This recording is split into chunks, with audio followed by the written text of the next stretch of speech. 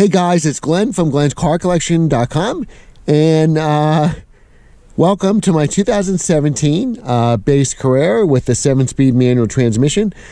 I bought this car CPO almost 3 years ago, so I bought it in 2020. It was a 2017 model, had 1 year left of the 50,000 mile warranty, and then it has a 2-year essentially unlimited CPO mileage warranty after that warranty expires, as long as you didn't hit 50,000 in the first year, which I didn't, since I bought this with 8,000 miles, and we're about 19, almost 20,000 miles right now.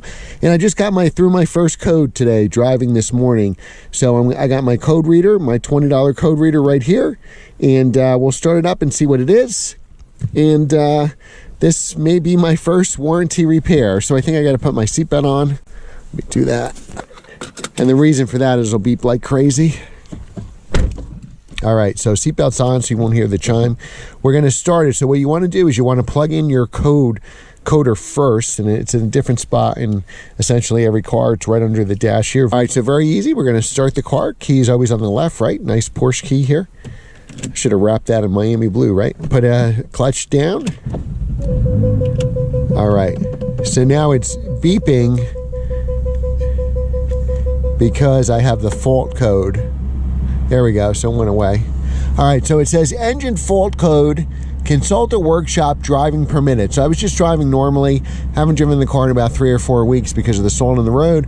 We finally had a mild day here in March, so I took it out to meet some friends, was driving normal, and this code came up. It said it was safe to drive.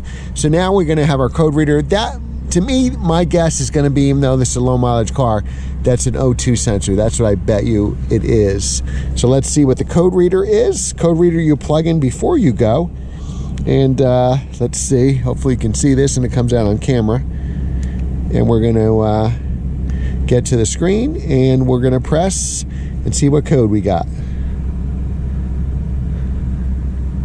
All right, so one code found, and we're gonna read the code. So you should always do this yourself. You can get a code reader for $20, $30, $40. I got those off Amazon, and know what the code is before you take it to a shop. All right, so this says manufacturer control, P24D6. So what I'm gonna do is Google what that is, but my guess is gonna be some type of O2 sensor. This is our fault code. It's P24D6. So I just Googled it from a Rentless thread. Rentless has a lot of great information about ownership. And it basically says it is a common on 991s, .1s, and .2s. If it throws a P24D6 tank pressure sensor electrical fault code. The sensor is located on top of the engine on the driver's side. It's as far back as you can go. There's service docs for this type of repair. It seems to be straightforward, but does require to lower the engine slightly.